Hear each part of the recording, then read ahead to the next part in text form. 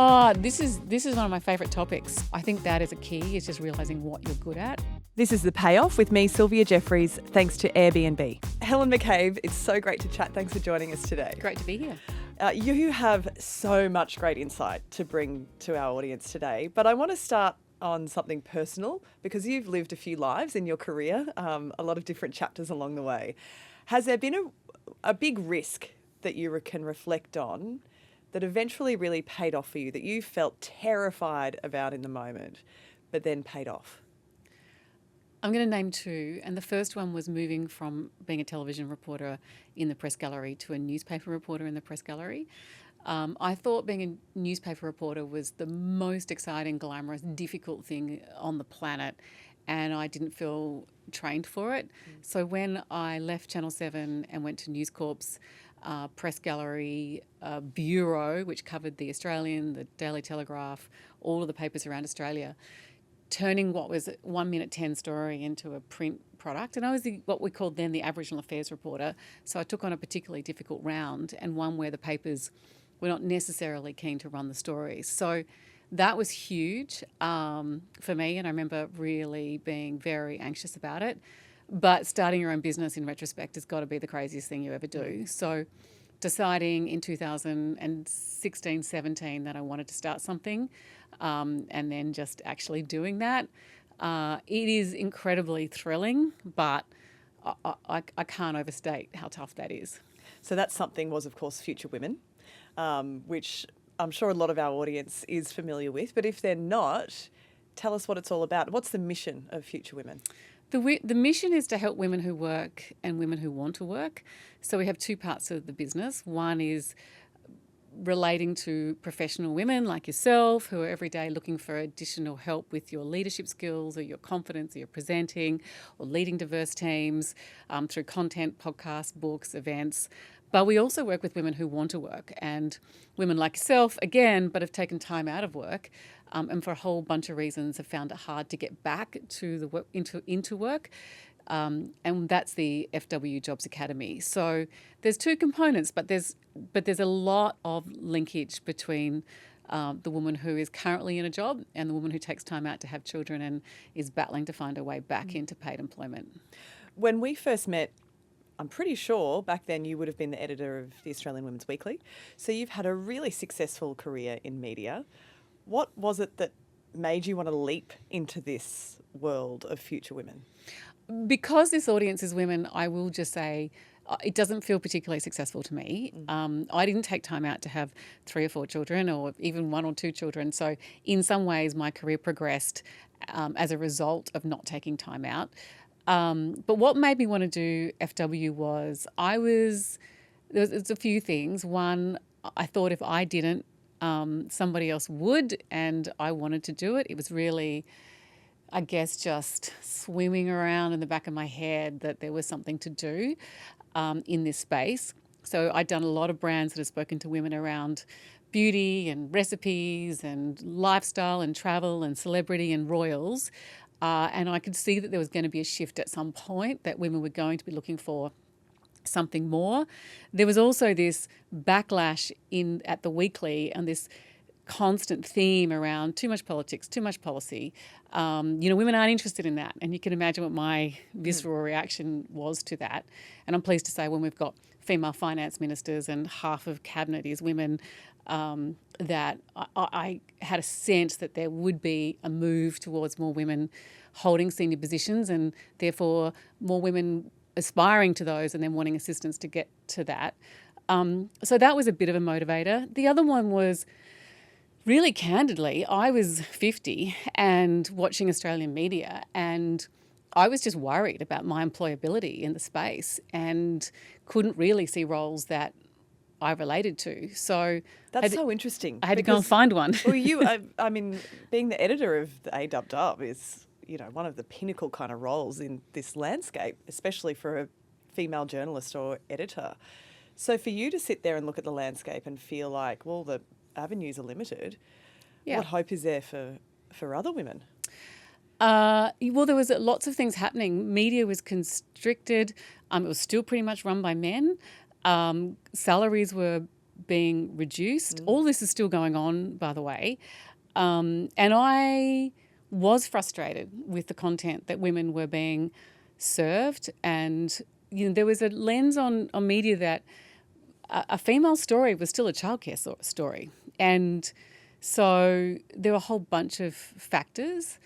I'd also watched some great female entrepreneurs, and the ones that immediately come to mind and done extraordinarily well. It looked really satisfying work was Mia Friedman at Mamma Mia, Sarah Wilson at I Quit Sugar. There was, some really great female entrepreneurs that I watched what they were doing, and I just wanted to be a part of that. Yeah.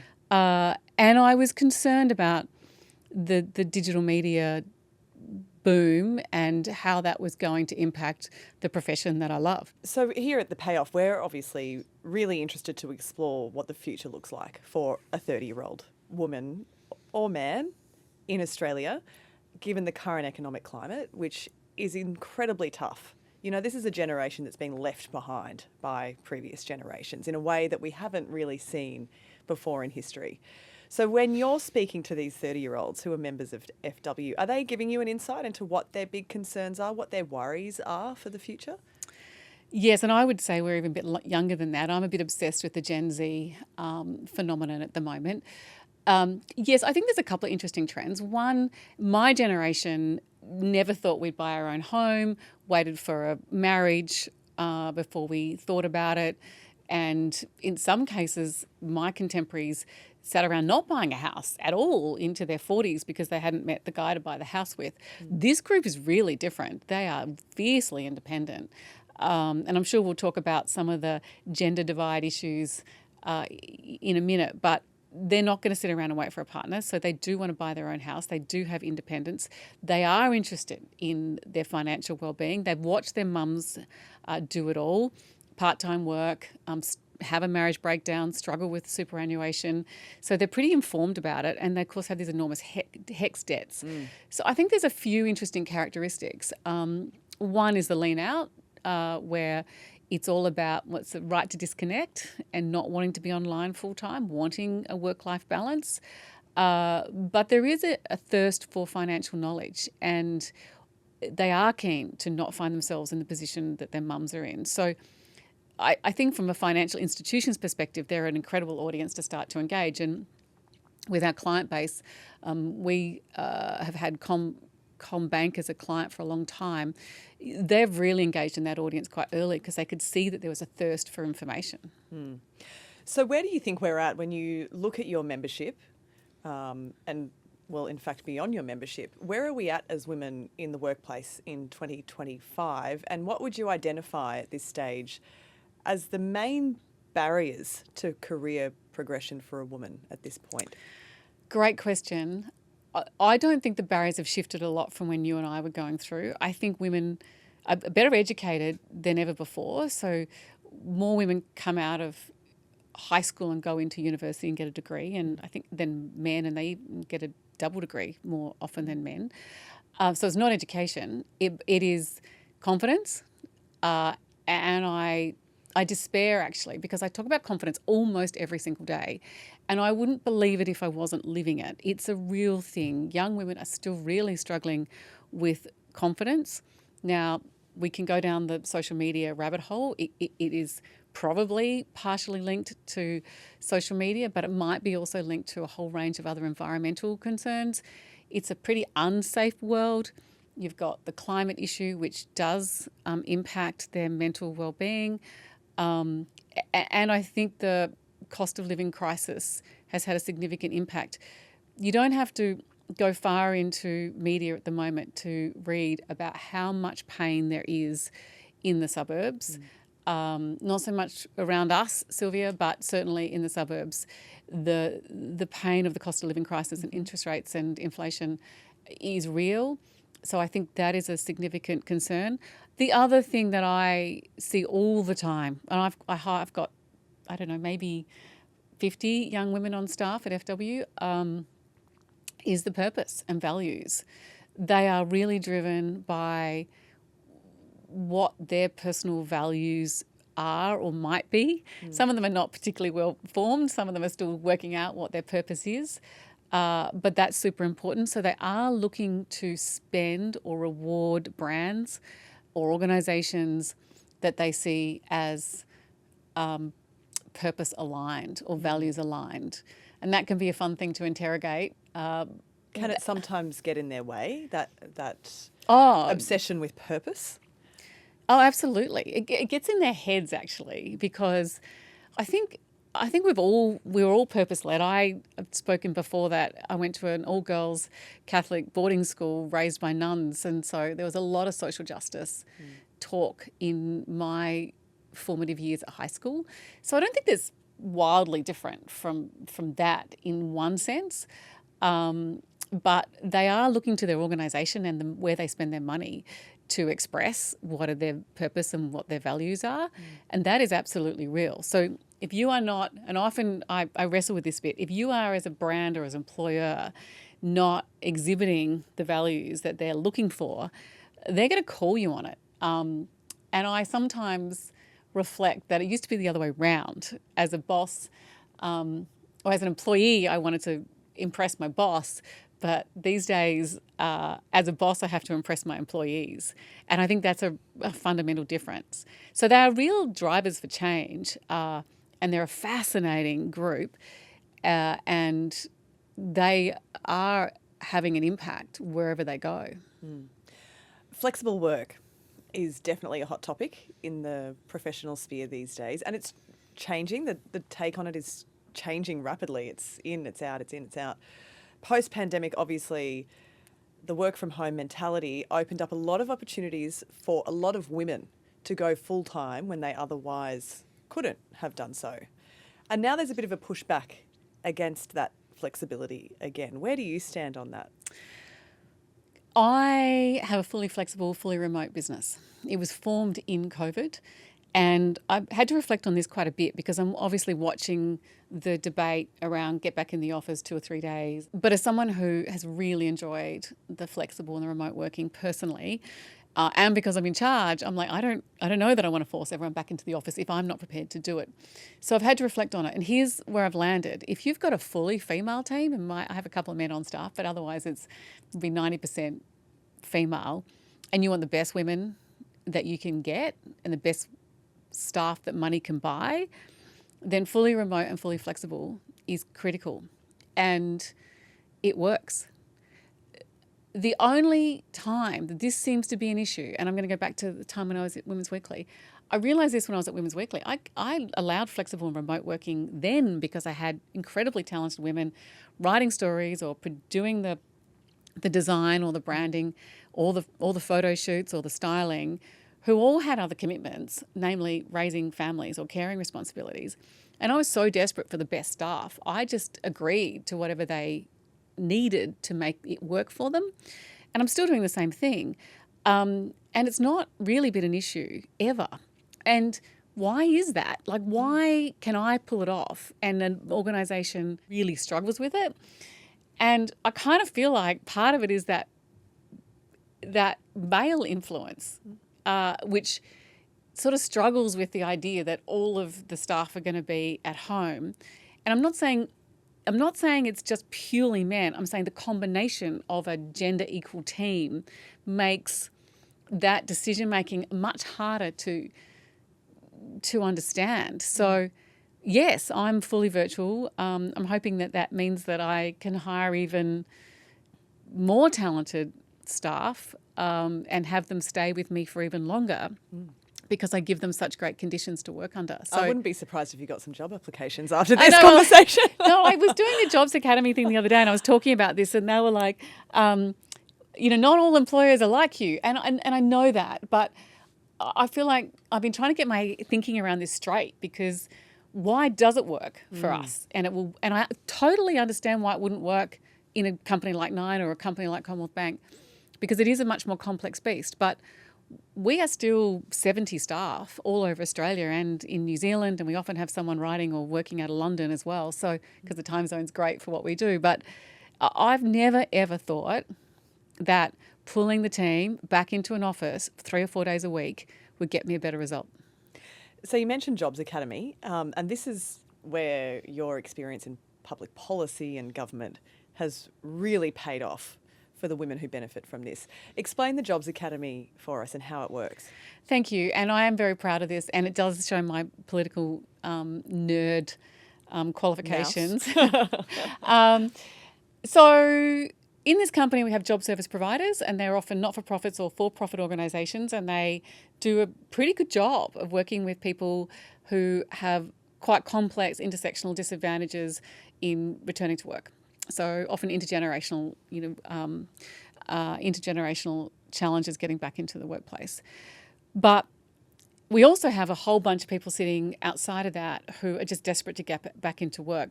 And the audience that I'm particularly interested in is the mum who has taken time out to raise kids for 8 months, 6 months, 20 years in some cases. She's perfectly capable. She's run a house. She's got her kids through high school and into good jobs. And then she's sitting there going, I need work or I want work. And so we set about trying to scale a program, so a fully virtual online program. Now, that's not remarkable so much, although it still is, but it's not as remarkable today as it was when we first did it. We did it during COVID. We did a little pilot, 140 people, fully virtual, got 73% success rate. Cut to today, we have 2,000 women in the Jobs Academy. A vast majority of those are women over 40, so have taken big slabs of time out. Their confidence is absolutely shot.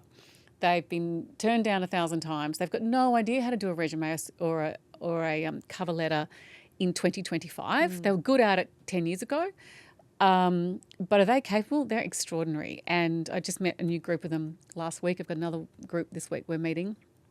So we've got so good at this now. And the key is two things: meeting the women where they're at. So some will do podcasts, some will do live online events, some will just do our learning management program around clarity, and some will come to our jobs and skills fairs to meet employers. Some will do all of it. But the difference between what we think the difference is, and we've been trying to dig into it a little bit. And I want to shout out Julian Hill, who's an MP in Canberra, who's as obsessed with this policy as I am, is empathy, is caring. Our team really cares about getting women back into jobs, and when you've met them, you'll know why. And is caring. And creating a sense of community where they can see each other's success, and they can see, they can go, oh my God, Sylvia is amazing. I can't believe she can't get a job. She'll have a job in half an hour because she's just told me her story about how she got her PhD in, 10 years ago, and she's been volunteering everywhere, and her 2 kids, one with a visible disability or an invisible disability, but she's navigated the NDIS and now she's looking for a job. Who wouldn't hire her? And Sylvia will look across and see somebody else who's got just as compelling a story and believe that she will get a job. And between the two of you, you coach each other. You're each other's cheer squad, and we create that community, and we celebrate everyone who goes back to study or goes into a volunteering job as a pathway to work. And as we sit here, we're considering to get incredible results. And it's interesting because it is filling a gap in what government programs are offering at the moment. But more than that, it's an economic program. It gets women into employment, which changes their lives, the lives of their family, in a really brutal way. They're paying tax. So that is better than them not contributing. And I just also want to be really clear here. Many of these women don't go back 5 days. This is about flexible work. This is 2 days or 3 days. Because quite often when you've taken time out, I know from experience, I only took about 6 months with each child, which is not a lot of time, but was able to come back part-time in a way that worked for me. And, I had a good experience with that. I can't speak for everyone's experience, of course, but even after 6 months of leave, I came back feeling really different and really low in self-esteem and wondering, how does my workplace view me now? And do they look at me differently? And do they expect less of me? Or do they think less of me now because they know that I've got this other very busy part of my life to maintain as well? And even being out of the system for that short period of time really knocked my confidence.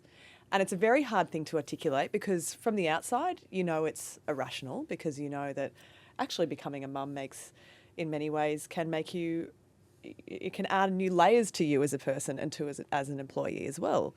But it's very hard to explain that to someone logically who's going through that at the time. So for women who are going through the Jobs Academy, how are they supported in finding their groove again and finding their confidence to get back out into the workplace? Yeah, and everyone listening, and by the way, I'm sitting opposite Sylvia Jeffreys, by the way, who's telling me that she doesn't have confidence, which just goes to the point that it is such a common emotion for women. And quite often, I meet CEOs and very accomplished women who have the same experiences. So it is a common problem. How do we do it? You've got options. So you join, you get a whole range of activities that you can take part in immediately. And it's free, by the way. Fully paid for by the government. There's 3 government intakes at the moment, Queensland, New South Wales and the federal government. We're also piloting it for veterans, female veterans or partners of veterans to try and help them back into the workforce. Uniquely different, actually.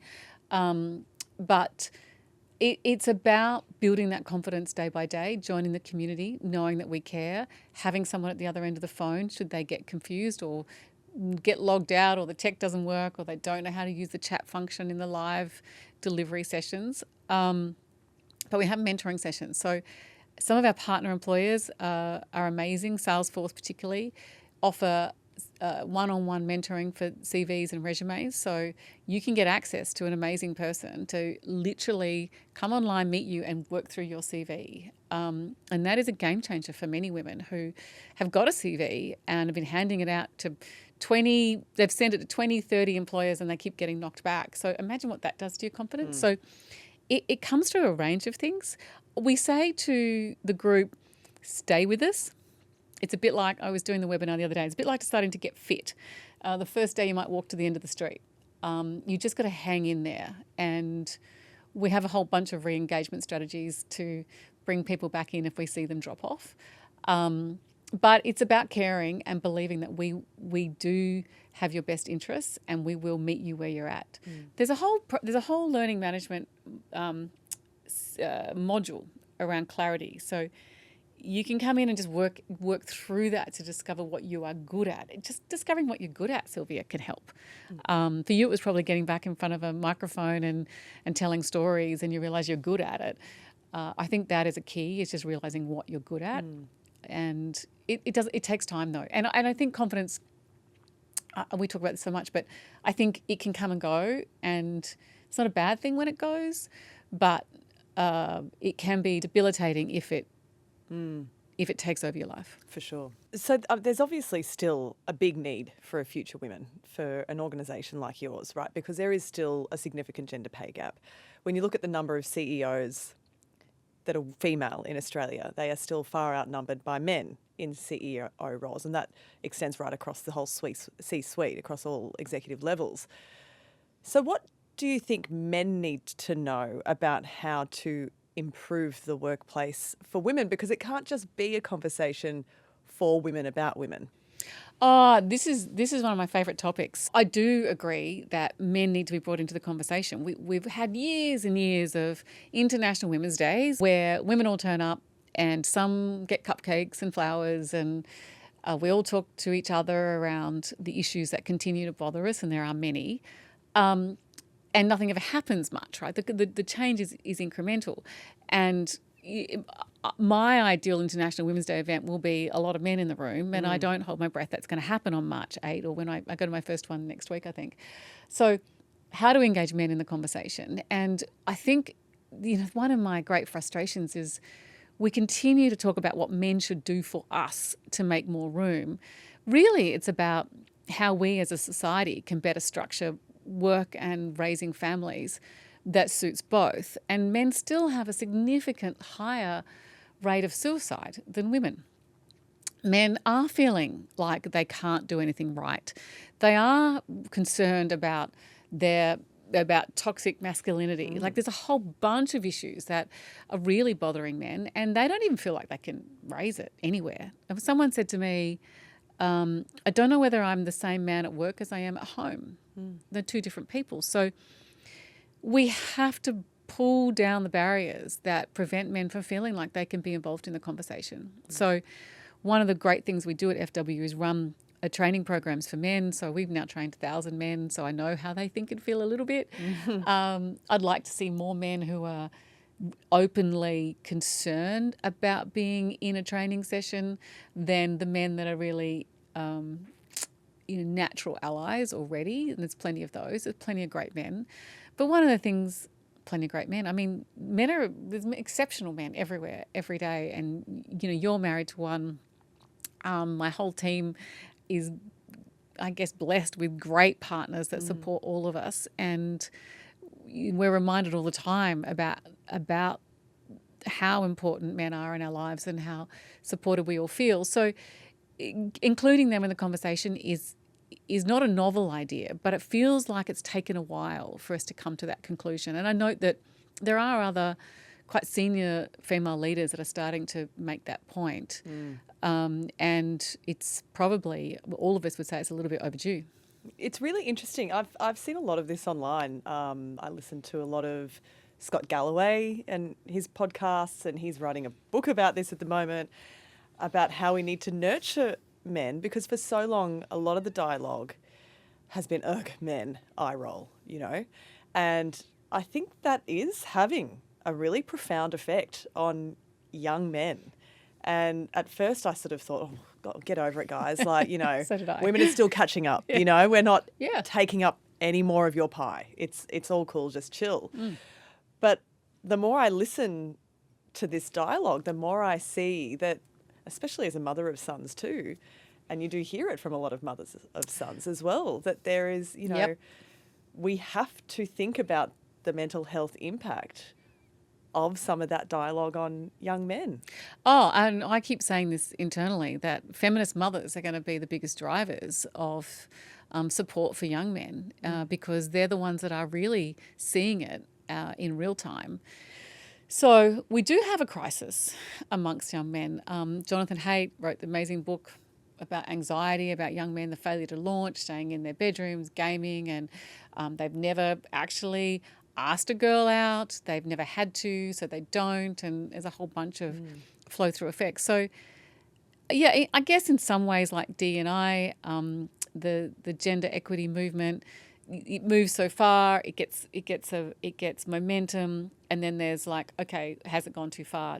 Discussion might drop back a little bit, and then needs to do that in order to go forward in an orderly way. And I think that's what we're experiencing.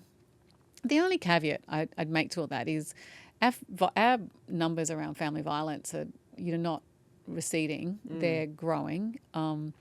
Which is where a lot of the anger comes from. Absolutely, yeah. It does, and we're seeing, and I know we don't necessarily want to promote, but we are seeing global figures who men are being drawn to in the violent space, and that is deeply concerning. I interviewed Anne Summers recently, who I've got enormous time for, who's doing a lot of work around employability and women who have been victims of family violence. So the research shows that if you've been a victim of family violence, your chances of being employed are even less, probably than being over 40. But I did ask her about men and said to her, is she concerned? Now, she said probably, Sylvia, for 30 years she's rolled her eyes and said, not really, I'm not really worried. But she said she is now worried as well because the statistics are a bit concerning. And I think it's incumbent on people who have a microphone to raise this as an issue and be prepared to talk about it. The overriding point, though, is if young men are given an opportunity to spend some time caring for their children and feeling comfortable about being at home, raising children, particularly in those early years, then everyone wins. And I think there's a whole of society role to play in making men feel that is perfectly reasonable and that the parenting piece is a shared responsibility. We are all in it together. All in it together. Ultimately. And we all benefit from everyone being supported and acknowledged. Yeah, how many men do you see on, their second family saying, I wished I'd spent more time with the kids from my first marriage, because they were in their 20s and they were forging ahead and they were trying. someone many years ago, I should check this, said to me, men will feel about being the primary income earner or the provider for the family in the same way that women feel about body image. So it's something that never leaves them. And I think if you realize that, then you have a better understanding of how much pressure they feel every day when they go into the office, and why that pay rise and that promotion is so important to them, and they're coming up against you, and that gives you some insight into how they're feeling. And I think there is a lot more work to be done on that one. So going back to the big leap that you took, taking on Future Women years ago, what would you say to a young professional woman who is about to take a big risk or has just taken a big risk and is navigating those feelings of doubt and fear? Get yourself a informal advisory board and choose carefully. So just find people to support you. And that's mentors really, but you might have a mentor for your financial acumen. You might have a mentor for the iteration of the business or the branding. You might just have one that just listens on the Friday night as you talk about how it's never going to work. The one that never has a suggestion just is a really great sounding board. There's no easy way. You just got to keep pushing through it. I think one of the key things we try to do at FW is give women a network that they can build on today and will still be around in their 40s and 50s, because that's the thing that has made the fundamental difference, I think, to my ability to pull this off, is being able to call someone and say, I just want to sound you out on something. And for me, sometimes I need to be told 3 or 4 times before the penny drops. That's what that's that advice. That's how that advice works, or what that means, or why that's super important. So I would definitely say get your mentors around you. Never did a lot of it, and didn't see it as mentoring actually, but I definitely have used a lot of people to support me. Financially, it's the crazy brave thing, but it's incredibly liberating to wake up every day and kind of not have anyone else to answer to other than the 40, 50 staff that you sort of have to pay salaries of. But just the freedom to run your own show, to bring in people. You can give jobs to people that you want to give jobs to, who need help, to be able to help who you want to help. That has been incredibly liberating, and I would 100% recommend to someone who's got the sort of broad skill set to do it. If you don't have the broad skill set or a considerable amount of drive, don't do it, because it's just, it is tough. You have to be a self-starter. I think so. Yeah. I think so. I think problem solving is what I do. I think I like problem solving, and I hate no. So they're the can't stand it. I can't stand it, right? And I got to the point in my career where people were saying no to me, so I had to go and find a way around it. No, I don't know. It's I look back now on we're now nearly 7. I look back on the 7 years ago. Whoa, I was crazy. But yeah, 7 years in, and 60, 70 staff, 2 real distinct arms of the business. Like it is something to feel proud of. Although that's not usually my motivator. My motivator is finding another challenge. So there is genuinely a lot of concern out there, and not just from younger generations, but from their parents as well. I think about how their children will get ahead and set themselves up and find financial independence in the long run, because the same avenues that were available to them are not available to a 25-year-old or a 30-year-old today. It's a brave new world financially out there. But you live deep in this professional space, and you obviously are very tapped into these younger generations through the FW membership. What's giving you hope for their futures? Well, one is they're so digitally savvy. So because they're the most hyper-connected audience in history, so they had Wi-Fi, whereas the millennials, etc., had to go and find it, wander around airports and things to get Wi-Fi. They just had Wi-Fi from day one. They all have a phone. So their access to information is just extraordinary. So they're super informed. Look, I would never, ever underestimate any generation to problem solve. I do think there are headwinds globally that you and I probably didn't experience when we were in our 20s and 30s. But their commitment to purpose and values is also exciting to watch. Their commitment to education is particularly the young women. They're so highly educated. On the financial side of it, the thing you're starting to see is problem solving. So buying homes together, which is we would never have done because it would have been too much of a risk when I was that age. But you can see the system shapeshift around them to make that possible. And we've seen globally, by owning a home in New York is not necessarily a thing. Owning a home in Hong Kong wasn't a thing. So even in my own apartment, I'm in an apartment in King's Cross, and people are getting used to smaller spaces and living differently. So I think that's what we'll see rather than the quarter-acre block. Just getting a bit creative. Yes, and a different expectation in life. We grew up in the John Howard era. Sorry, not necessarily you, Sylvia, but that John Howard era of the quarter-acre block and the Hills Hoist, like it's gone.